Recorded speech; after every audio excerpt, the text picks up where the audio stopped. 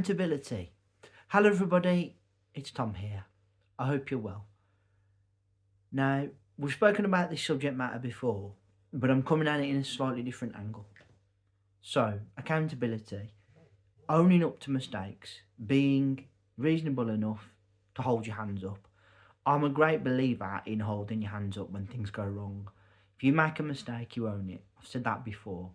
But I want to come at an angle here for people that basically are always on you for things that you do or you don't do.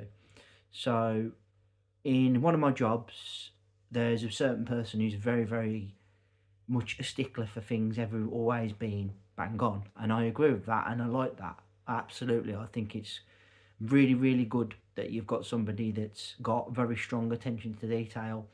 They want things doing properly. I respect that a hell of a lot, and I think it's great.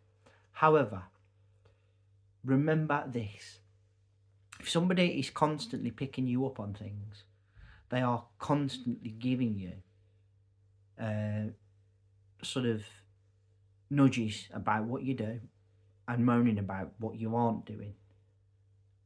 Look at their example. Is it that brilliant and that good that they can be constantly nitpicking about things? Because, as the phrases say, and I'm sure you've heard them before, this is probably more of a British phrase, some of you may not have heard it: pot, kettle black. And then there's the age old one: people who live in glass houses should not throw stones. In other words, unless you're perfect in what you do, or very, very, very good, you can't constantly be on at somebody. And that's the point I'm trying to make here.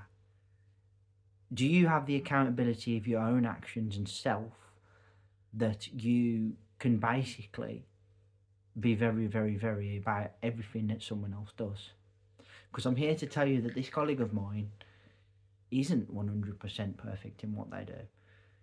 At the end of the day, we're all human, and it's good enough to sort of acknowledge that even if you mean well, even if you want to do things right all the time, eventually you will trip up.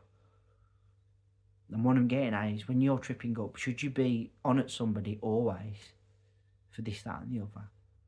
Because this person is constantly on myself and others for not doing this and not doing that.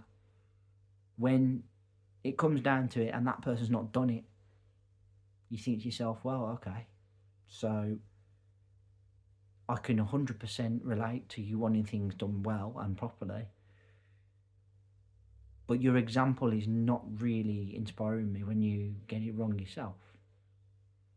And that's the fact. That's the thing here today. This is not accountability in a sense of, like, you know, you're to blame, because you are. We're all to blame in some way. This is accountability in that if you're telling somebody to do something and you're giving them the sort of push to be better, are you a strong enough example to hold yourself accountable? That's what I'm getting at. Because if you are doing things that you should be getting right, wrong, is that other person going to look at you and go, okay? Because I'm not being funny. I'm a great believer in it that you should never ask anyone to do something unless you're prepared to do it yourself. Or if you're not prepared to do it, at least show that you've done, you know? So, very, very simply today, look at your own accountability, look at your own example as to whether or not it's good when you start picking apart what someone's done. Because I think people will lose respect for you very quickly if you're somebody that is constantly on at them, that constantly makes mistakes. Because at the end of the day, that accountability for your own example is not going to be standing up. And you need it to if you want to be that particular with everyone, okay? This is my first of 3 videos this week. I want to say thank you all ever so much for listening. I really appreciate your time and energy spent here on my channel. Thank you kindly. First of three, as I said, please put down in the comment section below.